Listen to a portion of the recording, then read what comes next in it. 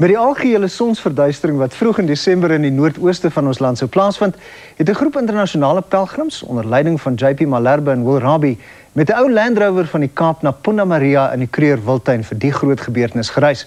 Hier is 'n kort oorsig van hulle avonture. Here we go. How to get there. We're going to go from Cape Town N1 through Johannesburg, Pretoria. These are the suspects. Good day, good day. Here we are this morning, getting ready, packed. Good morning. This is Landy, ladies and gentlemen. Vroeg op die 28 November 2002 is hulle toe met Land Rover en Alford uit die Kaap noorde toe. Or if we get lost, mate. Hulle eerste stop was Hermanus en vir die meeste van die buitelanders in die groep was die eerste kennismaking met walvisse baie spesiaal. This is our first whale ever. That is first time I see it, before just in cartoons. Here we are, Lekrans Bridge, South Africa, highest bungee jump in the world. Duru at Jeffreys Bay, dream spot, bro. Finally made it.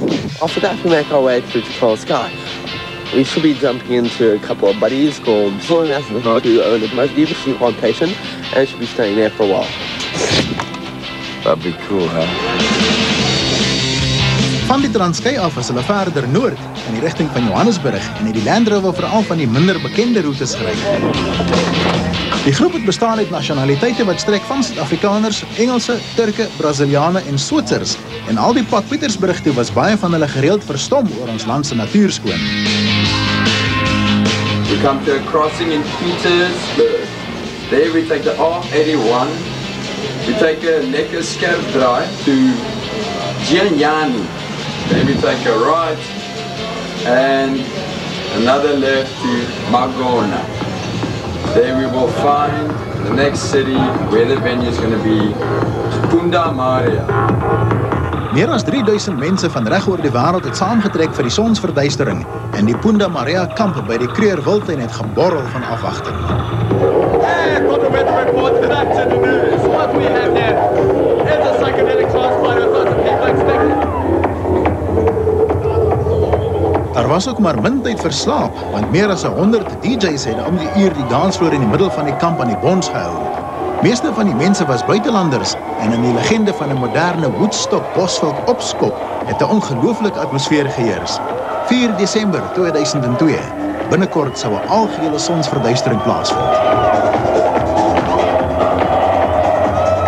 Tydens sonsverduistering skuif die maan tussen die aarde en die son in en gooi gevolglik 'n skaduwee op die aarde.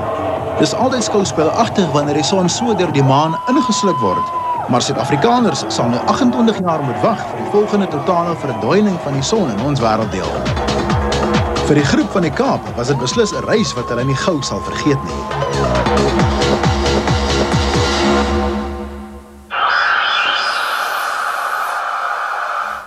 Dit was duidelik 'n party soos min.